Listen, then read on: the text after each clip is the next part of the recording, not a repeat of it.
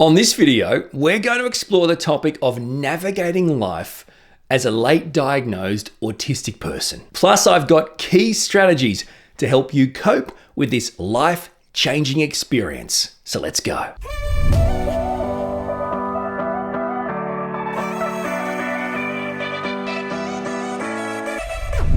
Welcome, my friend. Thank you so much for watching. I really do appreciate it. I'm Orion Kelly, that autistic guy.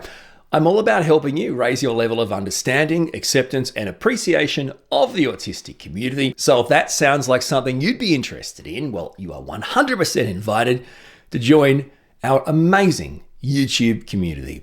And don't forget to check out my brand new podcast YouTube channel. It's a dedicated video podcast channel, Orion Kelly Podcasts. Let's talk about late diagnosis in autistic adults and discuss some strategies you might be able to implement right now, today, to help you cope with this life-changing experience. Now, if you or someone you know has been diagnosed as autistic later in life, I can tell you it can be one of the more confronting and confusing experiences of your lifetime.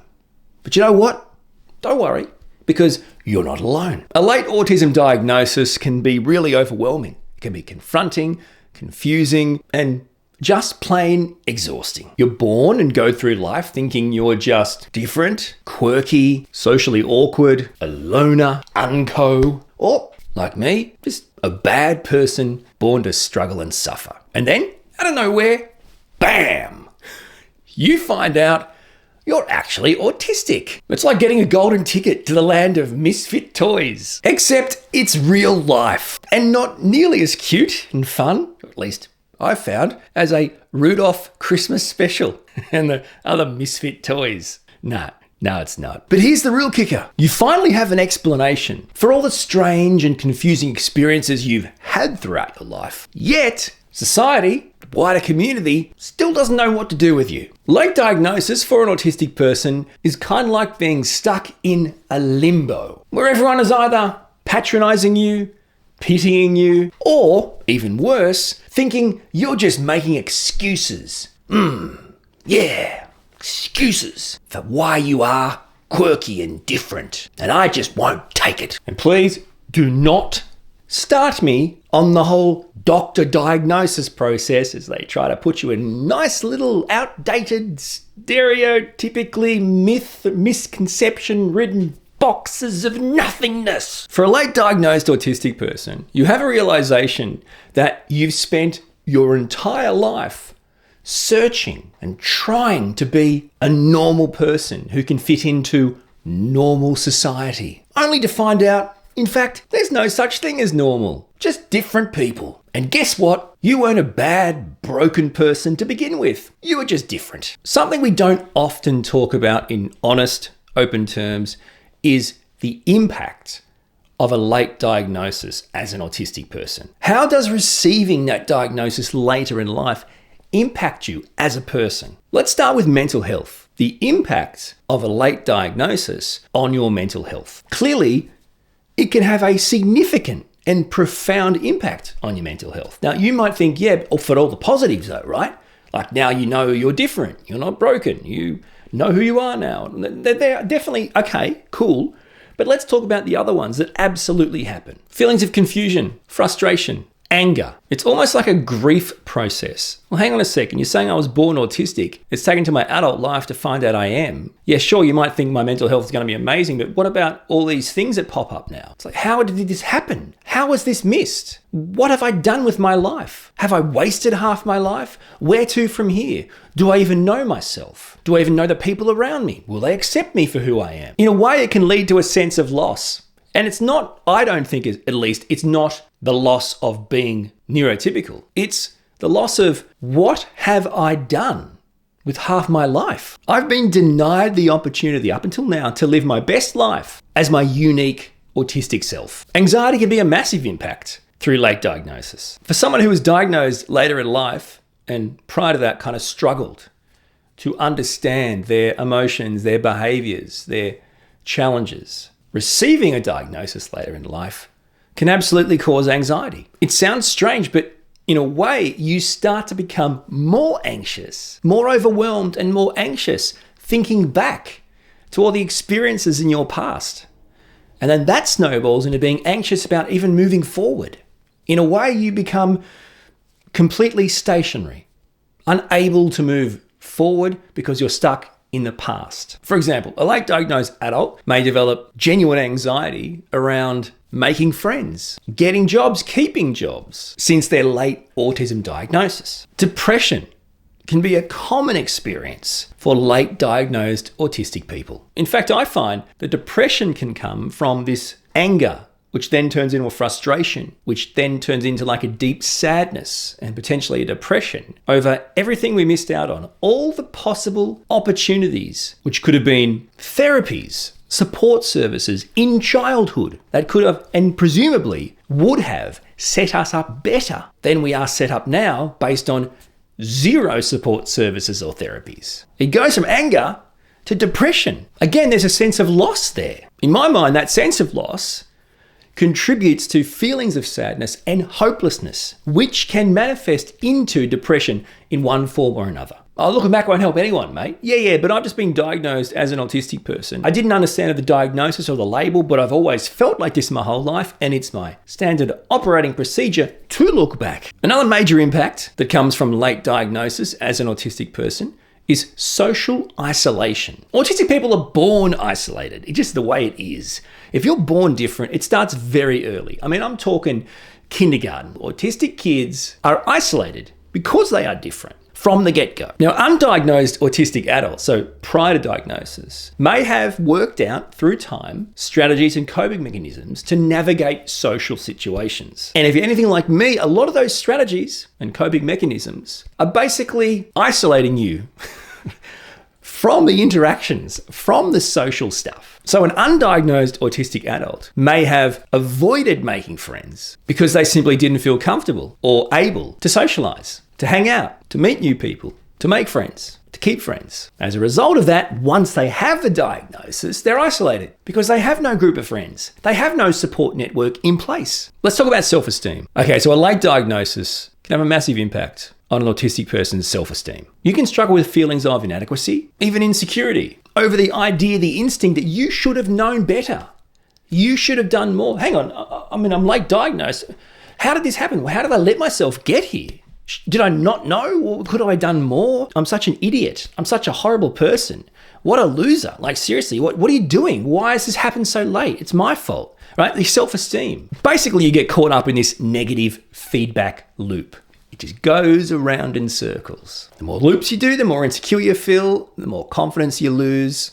It just builds and builds. Another major impact of late diagnosis for autistic adults is on employment. Getting a job, let alone keeping a job, is not only a challenge just from a point of view of people sharing their own personal experiences, but is now statistically proven that autistic people struggle disproportionately with regards to getting jobs and keeping jobs. The impact on employment is so many different layers. Let's start at one of the most basic ones. Okay, so let's say you've got a job. Let's say you've been able to maintain a career. But you'd be able to maintain a career without all the supports, the adjustments, the considerations that you would now feel you're required and legally owed to function and to be a productive employee. If you've maintained a career without any of these supports being taken into consideration, being taken into account of your performance, then how do you expect to just rock up one day and say, I need them now? Now, I'm not saying you shouldn't, but I'm saying this is a clear impact. What do you mean you need them now? You didn't need them yesterday. And I know, well, it's not that I'm saying, I need them like I need them. I'm saying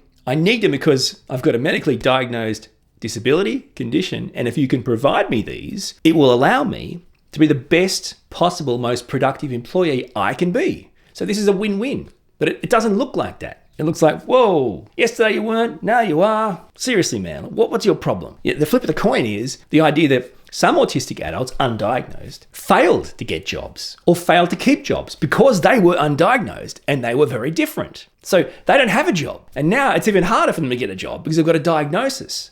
Do they disclose and ask for the support? Do they continue to hide it and fail? Autistic people, diagnosed or undiagnosed, are often passed over for promotions, for better jobs, or jobs in general, based on their social skills, not their skills in the role they're being employed to do. They can have high-level skills to do the role they're being employed to do or interviewed to do, but it's in the social interaction, communication part of interviews and workplaces that actually stops, is an impact, a barrier for an autistic person, undiagnosed or diagnosed, receiving jobs or promotions. Who cares how you are socially? A late diagnosis for autistic adults can have a monumental impact on your relationships. So we're talking about relationships with friends, family, and of course, romantic relationships. The other people in those relationships at no stage had the insight or the realization, because you didn't either, that it was being autistic. That was the underlying cause of your challenges in interacting, communicating, emotional regulation, whatever it is, the things that may have been issues in your relationship. They weren't put down to that particular root cause. You can be overwhelmed with a feeling of being misunderstood or having your experiences, daily challenges invalidated. Some may accept it, some won't. Some may claim, you've changed since your diagnosis. There'll be pushback. People will take it personally. The dynamics of your relationships can and probably will change with a late autism diagnosis. Bottom line is you've just got to have open and honest conversations with your loved ones about autism and how it relates to you and your experiences. Another major impact of late diagnosis for autistic adults is the stigma attached to a late diagnosis. Stigma and discrimination will often come hand in hand with a late diagnosis. You yourself may feel ashamed or even embarrassed about your diagnosis. And this is where you say, no, I'm not, I'm proud. Oh yeah, cool. Have you told everyone? Who haven't you told? Why haven't you told them? The counter argument to that, of course, is, well, I haven't told everyone because I would be ashamed to from what they've given me, as in the stigma, the discrimination, the way they speak about it would clearly mean that if I told them this, I would feel nothing but shame through their own lack of understanding, in an ignorant way, in a discriminatory way, in a way that says nothing but this is bad. That stigma, that discrimination, that lack of understanding and acceptance and appreciation is going to impact how you interact with them and how you feel as a late diagnosed autistic person. Stigma and discrimination is a big one. An unspoken impact from a late autism diagnosis is burnout. Trying to fit into a neurotypical world for all this time, realizing you're not neurotypical, neurodivergent, autistic. This is obviously a massive thing to hear, and it's draining, but also you're tired. You're just tired from trying to fit in all your life and never doing it. And now you're told, well, no matter how hard you tried, you couldn't have anyway, but you have tried really hard. And then it's almost like your body decides, I'm out, mate. I'm done. I'm not trying anymore. This is ridiculous. And then you realize you're so exhausted from doing that, you experience autistic burnout. This can manifest in various different ways. Exhaustion, irritability. It's a big one for me. Agitation, lack of motivation. You know, a late diagnosis for autistic adults can also lead to, believe it or not, financial difficulties. This is an unspoken impact, I reckon. First up, as an autistic person, undiagnosed, you may have struggled to get and keep jobs. Without employment, you're going to have financial difficulties. Add to that the assessments and other services you were put through to receive a diagnosis, in addition to all the things that you think you may require and want to look into, different support services and therapies, and the fact that you have struggled with employment in the past and may not have much in the bank can make it extremely hard to be able to support yourself, not only leading up to, but through the assessment process and post-diagnosis. It's not uncommon for late diagnosed autistic adults to have this epiphany that this is not right for me. Like this role, this career, this job, this environment, this is not right for me. I've been really putting myself in a bad position for too long and I've got to make changes. And I think that's absolutely right. You have to go with your gut. What I'm saying is you may still switch a career, one or the other, which may have an impact on your wage, your income, your ability to save,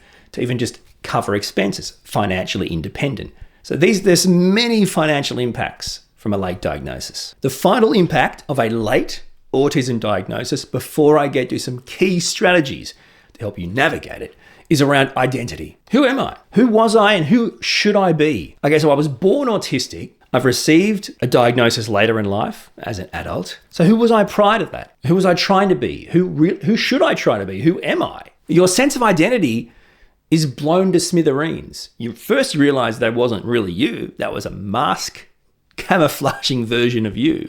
But it's like, well, okay, well, I can take all this off, but who am I? As a late diagnosed autistic adult, I'm pretty sure you've spent most of your life thinking you were just, insert words here. It could be weird, different, odd for me, like just like bad. I don't know, whatever word's horrible, unlovable, unlikable, I don't know.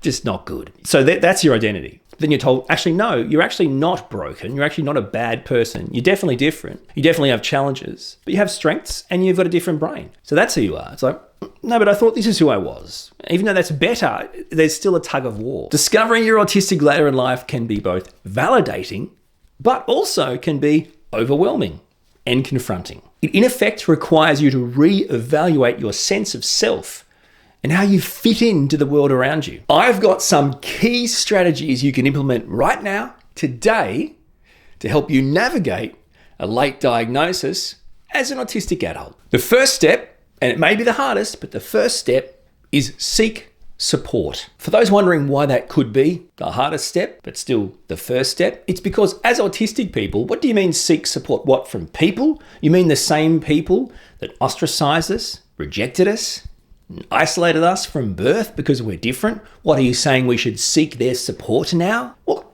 I kind of am. You need to find your people. That's right, my friend. You need to find your people. Find support groups. Find online groups of potentially autistic people in your age range or autistic people who share the same passions as you. Other autistic people. In person, great. Doesn't have to be though. Can be online. On camera? No? Okay. Audio only. Chat rooms. Whatever. Connect, forge, and find your people. The next key strategy to help you navigate a late autism diagnosis is be proactive and educate yourself. This is always a given, I think, for a lot of late diagnosed autistic adults, because it is in the research, in the education, potentially due to a child of theirs or a family member or their own experiences, that they go down the rabbit hole and do the research and realize that they may in fact be autistic.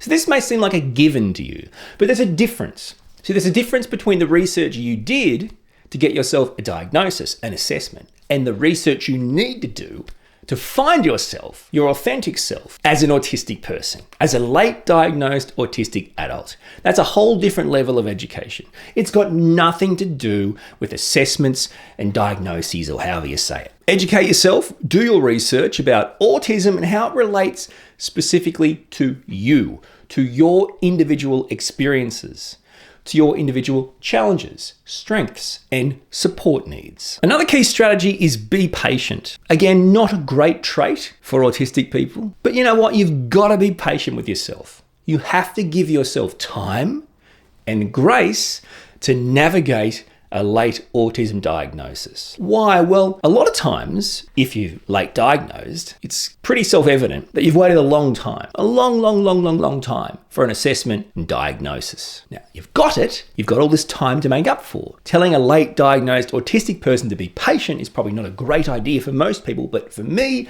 I can get away with it because you can't punch me through the camera. You wouldn't do that though, would you? Every autistic person moves at their own pace. We all may struggle with processing time. It's okay to take your time, go at your own pace in your journey of discovering how you and an autistic diagnosis fit together. The last thing I'd add to being patient, being graceful, caring and kind to yourself is being patient with others. Try not to get caught in the trap of judging others. I get it. Our whole lives are purely being judged by others as autistic people, so it's hard to not throw it back at them. But in this phase of being diagnosed, it might make sense to you, but it might not make sense to everyone else in your life. Don't judge their reactions, how they're coming around, their level of education. Educate yourself, get there first, give them grace, give them time, don't judge them. Well, at least for a little bit. A really important key strategy to help you navigate a late autism diagnosis is staying positive, is focusing on the positives. Everyone has a honeymoon phase where they're so excited and so relieved. There's something really peaceful and profound about being recognized as an autistic person. But there's also a really troubling